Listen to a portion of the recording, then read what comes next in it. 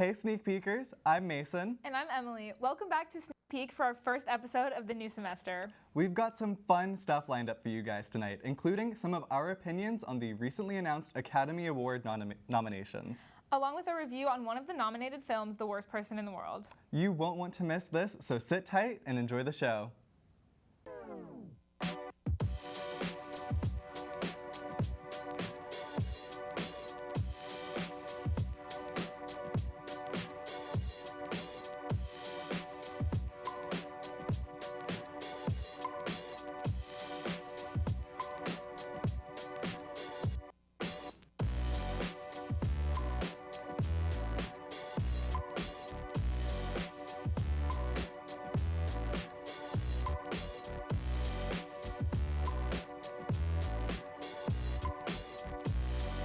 I don't know about you, Emily, but I am so happy to be back in Austin this semester. Me too. And speaking of Austin, did you see that the South by Southwest lineup was recently announced? I did.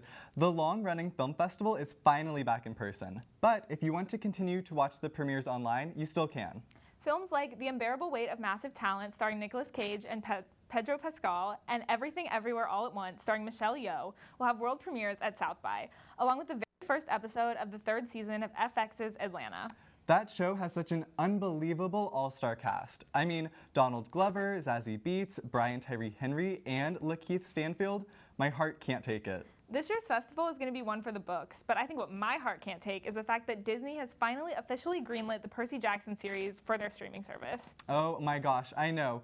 Rick Riordan, the author of the beloved book series, will work more closely on this show than he did on the films of the past, serving as both a writer on the pilot episode and an executive producer for the entire show. Logan Lerman was a great Percy Jackson, but they better get the cast right this time. I know. Speaking of producers and writers, though, did you see all of the Oscar nominees that were announced this morning? I did. Jane Campion's The Power of the Dog led with 12 nominations. That's right, followed by Denis Villeneuve's adaptation of Frank Herbert's sci-fi novel Dune with 10 nominations. This year's Oscars are going to be crazy, and I can't wait to see what Nick, Ryan, and Grace have to say about the nominees. Me neither. But for now, let's see what Sydney has to say about some of the recent controversial biopics to have been released. Sydney? Biopics have been a fan favorite for many years. From The Blind Side to The Social Network to Bohemian Rhapsody and many more, audiences love to watch movies about those they admire, or more importantly, drama surrounds. However, when making a film about another individual, the ethical question arises, how far is too far? Of course, when telling a story, fictional liberties must be taken in order to better build a narrative. However, when writing someone else's story, it is important to tell the story truthfully and represent them correctly. Sometimes it's a matter of not telling someone's stories at all. Recently, it was announced that John Logan will be producing a biopic about Singing in the Rain star Gene Kelly, portrayed by Chris Evans. Many fans of Evans are extremely excited to see him take on this role. However, throughout Gene Kelly's career, he made it very clear he did not want a film made about him. Today, I have gathered a list of different biopics that either the individual starring the narrative or someone close to them has declared as misleading or non-factual. 2014's The Theory of Everything, the biopic about Stephen Hawking, is one of that many fans may find shocking to be inaccurate. The movie focuses primarily on Hawking's relationship with Jane Hawking, which she has come out and said was portrayed very inaccurately. In the film, Jane has a relationship with a man named Jonathan. However, in real life, she claims to have remained faithful through her and Stephen's whole marriage. There were some other scenes, such as their meet cute at a Cambridge party, that also did not happen. Another shockingly inaccurate biopic is the extremely popular movie The Social Network, starring Jesse Eisenberg as Mark Zuckerberg, the founder of Facebook. While Zuckerberg has announced that the wardrobe was incredibly spot on, the idea that he created Facebook to get revenge after a breakup and attract more girls was completely wrong.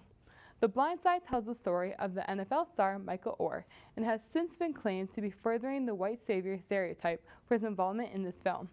Since the release of this film, Oher has complained that his career has been negatively impacted, with people focusing on his life and struggles as a teen rather than his talent.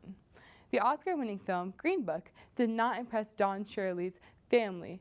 Don Shirley is a world-renowned pianist, and it follows the relationship between him and the Italian-American driver, Tony Lip. The film took center stage at the 2019 Oscars, but his family was not too pleased, claiming their friendship to be way too over-exaggerated. when it was simply an employee-to-employee relationship. Shirley's brother, Maurice, has also been very open about the fact that he does not like how the film makes it seem that Tony taught Shirley how to be black. Lastly, a recent fan favorite starring both Adam Driver and Lady Gaga as Maurizio Gucci and Patrizia Reggiani, House of Gucci has certainly taken the entertainment world by storm. Since its release in November 2021, the Gucci family has been extremely forward about their dislike of the film, claiming that the depiction of the family has been insult and far from accurate. The family has criticized the indulgent tone used for Patrizia and did not like how she was portrayed as a victim navigating masculine corporate culture. Patrizia has also come forward personally saying that she was annoyed that Lady Gaga did not meet with her prior to her portrayal. Overall, biopics can be an extremely entertaining way to learn more about different celebrities and influential figures, giving the audience a more personal look into their lives. However, the portrayal of some of these individuals can be misleading, damaging, and even sometimes unwarranted. While watching these films, it is important to take the story with a pinch of salt and also understand that there are most likely many exaggerations within the plot to create a dramatic narrative rather than focusing 100% on telling the truth. Anyways, that's all from me. Hey Emily, have you seen Worst Person in the World yet? No, I haven't, but I really want to see it. I know it had a very limited release and is only showing in a couple theaters around Austin. That's right. Luckily though, our very own Hunter got a chance to see it and has a lot of thoughts about it. I'm excited to hear them. Take it away, Hunter. Hey Sneak Peekers, I'm Hunter Gasway, and today I'm going to be talking to you about the newest film from Joachim Trier, The Worst Person in the World. Now I'm going to be completely honest.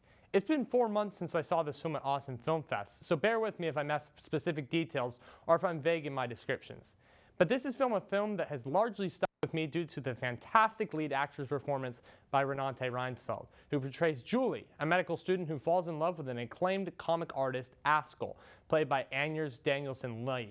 And the two began a relationship that is disrupted by the introduction of the younger Evelyn, played by Herbert Nordrum. While the two male performances are really strong, Renate Reinsfeld carries this film. The way she expresses emotion with a single glance or body movement is very impressive. I wish this performance was getting more love this award season, as I feel it is much stronger than many of the lead actress performances that begin nominated just like they did this morning. Nicole Kidman, cough, cough. The other very interesting thing about this film is the fact that it is divided up into 12 chapters, a prologue and an epilogue, which each chapter varying in length from some as short as 2 to 3 minutes and some as long as 25-ish minutes. That keeps the film exciting and fresh as you never know when you're going to jump to the next section.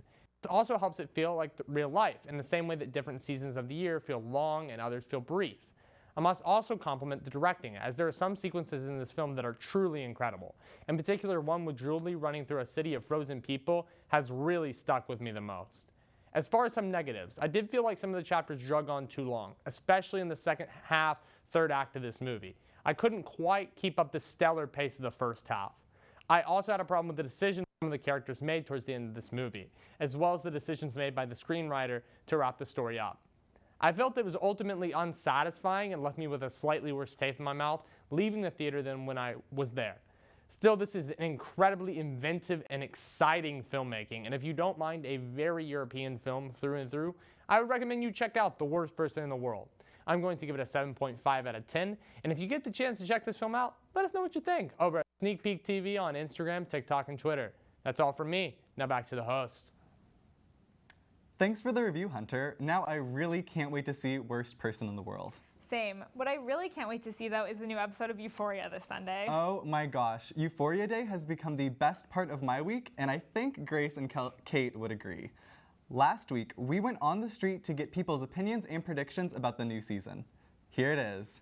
What's up, Sneak Peekers? I'm Grace, and I'm here with Kate and Mason to see what the UT students think about the new season of Euphoria. What are your thoughts so far about the season? Okay, so like a lot wilder than last season, and I like it. I think it's pretty good. I think I like the first season better. Yeah, the first season was great. It's hard to top. The second's a little chaotic. Yeah. I am crazier. That's not I think it's really interesting. It's definitely really well done artistically. I don't know, it kind of scares me because it's a lot of scary content, but it also makes me feel like not as scared of things I should be afraid of. So I think that the new season was very interesting in how it approached like Rue and Jules and how like they left one another and how like I don't know, I guess it didn't feel like they'd addressed it fully when the season opened up again. Yeah. Because it was just like, oh, they're just back to normal and it's fine. But like, Rue had relapsed, so they just didn't address it really fully. Maybe they do in the most recent episode. We don't spoil anything. Thank you. A little bit. But do you have a favorite and or least favorite character? Maddie's probably my favorite. I really like her. She's awesome. This is like so unpopular, but I really like Cassie. Same. I feel for her. Like Same. I see what she's going through, and like you can like think back to her flashback episode and like really see like why, like the motives for the bad things she does. Yeah. I have never, ever been happier.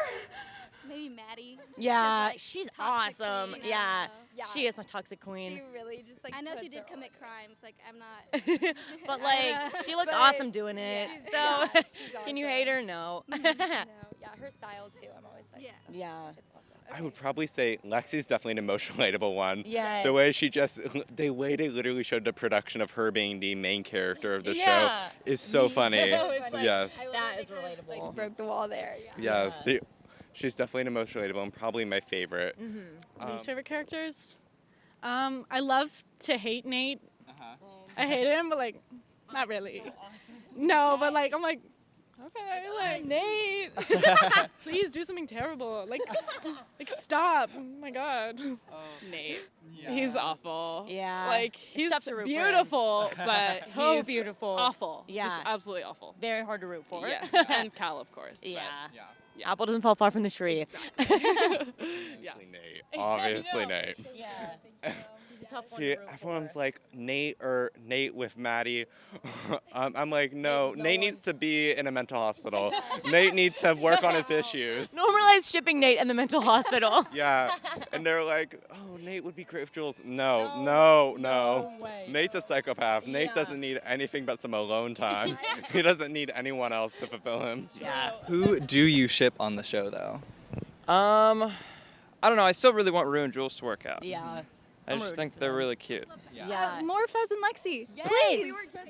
We were like, that. Yeah. More, please. Yeah. They gave us like the first 2 episodes, and then they were like, never mind. How you doing? Good. It's Fez and Lexi. Yeah, they're like valid. Like they're the only one that I'm like really rooting for. Like I like Jules and Elliot. Ooh. I think that I know like what they did was a bad thing, but I think that Rue doesn't need anyone right now. Yeah, She I needs to fix agree. herself, and I think that Jules does need someone right now. Okay. And good so point. I think that they're cute together. That's a good I just think a lot of them are going through a lot, so I don't know if I ship any relationships right now. But Hey, yeah, that was some good insight. Cool. What are your Yeah. predictions for the rest of this season? Oh gosh. Well, I feel like our girl Rue is not gonna survive this one.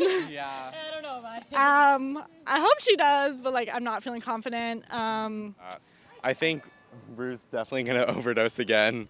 Definitely gonna happen. Yeah. I don't know. I'm scared that Fez is gonna die. I hope not. Really hurt. It's either gonna be Fez or Elliot. Ooh. Really? Oh. my prediction, I think that Nate and Maddie are gonna get back together and like make it official. I don't know if I want it to happen, but I think that's gonna happen. You better be joking. Are you okay? Well, I think as we kind of wrap up, a fun little question we've been asking some people, who from the show do we remind you of? Oh, okay. You remind me of Lexi. I think it's a sweater. Thank you. I think you kind of remind me of Lexi. Okay, I'll take it. I love Lexi. Who's Zendaya's like childhood friend? Oh, Lexi. Lexi. Yeah. The guy that has recently become friends with Rue in like Elliot. the first Elliot. Yeah. Yes, I think you remind me of Elliot. Love Elliot. Go like Elliot Rue vibe. I don't know. The like Ooh. Okay, I love I'll that take it. I'll one. take it. Yeah. Yeah. Well, I think that's everything. Unless, do you have anything else? I don't think so. That's all. Thank you so much. Thank you guys. Yeah. Totally nice to meet you. Nice to meet you. Thanks, guys. Wish you could have been interviewed. Tweet us your thoughts about Euphoria at Sneak Peek TV. Hey, Emily, are you excited for the new Doctor Strange movie coming out this year? Definitely. Kelsey laid out all the movies to look forward to in 2022. So let's hear which one she picked out. Hey Sneak Peekers, it's Kelsey Leffingwell here to give you some exciting releases to look forward to this semester. If you need Valentine's Day plans, a new movie starring Jennifer Lopez and Owen Wilson is coming to theaters on February 11th. The movie is called Marry Me, and it's about a pop star who was supposed to marry her fiancé, but After finding out that he's been cheating on her, she marries someone on the spot in the crowd. Will the two fall in love and stay together, or will they decide to go their separate ways? Another movie that I'm excited about is Uncharted, which will be released on February 18th. I'm excited to see 2 hours of Tom Holland. In this movie starring Tom Holland and Mark Wahlberg, the two embark on a dangerous quest to find the greatest treasure while also tracking clues that may lead to Nate's long-lost brother. A movie that I know everyone is excited about is The Batman. The Batman will be released in theaters on March 4th. Starring Robert Pattinson and Zoe Kravitz, this will be a movie that no one will want to miss. Morbius will make its long-awaited release on April 1st. This movie follows Michael Morbius and his attempt to cure a rare form of blood disease, but when the experiment goes wrong, he infects himself with vampirism. All of us Marvel fans are looking forward to May 6th when Doctor Strange, the Multiverse of Madness is finally released. After watching Spider-Man No Way Home and WandaVision, I can't wait to see what happens next and what Doctor Strange will do to help fix the multiverse. That's all from me, but be sure to follow us on social media at Sneak Peek TV to let us know your thoughts on any upcoming releases. And now, back to the host. Thanks, Kelsey. Now for a panel on the Oscar nominations featuring Ryan, Nick, and Grace. Let's hear it, y'all. Hey everyone, and welcome to our panel. What's up? My name is Ryan Schwen. I'm here with Nick Flores and Grace Grandy. That was such a good intro, guys. Good job. So this morning we got the announcement for the Oscar nominations. Yep. Quite a morning. I woke up at like 7 just to hear it all, hear it live. It was quite a time, very early. Lots to talk about, so let's get right into it, yeah? Cool. So, for Best Picture, we had the nominations, and let's just stop whenever y'all want to talk, yeah? So we'll start with, we had Belfast. Okay. Coda. Netflix's Don't Look Up, which Grace, I know you have some strong opinions on. Personally, I really enjoyed this movie, and I thought it was funny, but I don't think it deserved a Best Picture nomination. So true. I definitely agree with you. There are some funny moments. Jonah Hill's awesome in it. There's a great couple bits, but overall, I definitely agree. Not necessarily the best pick in the world. It's one of those movies that I think McKay is a bit known for, where he makes this movie about what's going on in our society as if to say something, but it's like something the majority of us already know. Yeah. I think he hit kind of gold when he did it with The Big Short, because he's using these he's kind of dumbing down the financial crisis, which obviously is very complicated. But as he goes on, he's like, oh, about the Bush administration, which we know about, and then about climate change, which we know about to a certain extent. Like, he does seem to be getting kind of further away from Big Short's initial spark, which I think each movie after Big Short in succession kind of gets worse and worse, at least for me personally. Still going on for Best Picture, we have Drive My Car, which is an awesome nominee. And that's really, like, I feel like Drive My Car's Best Picture nomination is such a perfect example of what the Oscar nomination, the Oscar race process really is about. It's a movie that really did not get a huge release, did not really have a lot of guild love necessarily, but critics and audiences really loved it, those who saw it. And I am one of those people who saw it and loved it, so I was really, really grateful to see it here. It's also always great to see foreign films nominated. Otherwise, Best Picture can feel very Americanized, very Hollywoodized. So it's great seeing Drive My Car in there. We also had, on the opposite end, huge blockbuster Dune. Dune sweep. As it should be. As we said earlier in the news desk, 10 nominations for Dune. Crazy. Deserved? I think it was well deserved. I think so too. I think Dune is one of those movies that comes along and it's like they said, it's going to be like the next Star Wars. And I definitely think it can be. Just needs to gain a little bit more traction. I think the Oscars are going to get that traction that it needed. But I'm excited to see where it goes after this for Dune Part 2 and so on. Yeah, definitely. I agree. We also have King Richard, Licorice Pizza, Nightmare Alley, which is another great one that did not have a lot of precursor love necessarily, besides some technical spots. It's great seeing it in. Obviously, it was a movie that kind of got a little bit of the short end of the stick in their releasing opposite Spider-Man No Way Home. And so it's great seeing it get some love here. We have Power of the Dog, 12 nominations, our most nominated movie of the night, and probably the front runner, which is great to see. And we have West Side Story, which is another movie that didn't have a very strong release necessarily, but it's great seeing it get some love. Yeah, not to mention the controversy surrounding one of the leads of the movie as well. Yeah. For Best Director, we have Paul Thomas Anderson. We have Ryosuke Hamaguchi, which is another great pick for Drive My Car. The Director's Branch always kind of throws in a couple foreign language nominees. We had Paweł Pawlowski for Cold War a couple years ago. We had Thomas Vinterberg for Another Round last year, which was awesome. Yeah. It's great seeing that there. We had Jane Campion, who is the first and only woman to be nominated for Best Director twice. And it is very unfortunate that we're just now at the 91st, 92nd Academy Awards, just now. 94th, I believe. Oh my God. Even worse. That we're just now hitting that milestone, but nonetheless, great to see. Very deserving.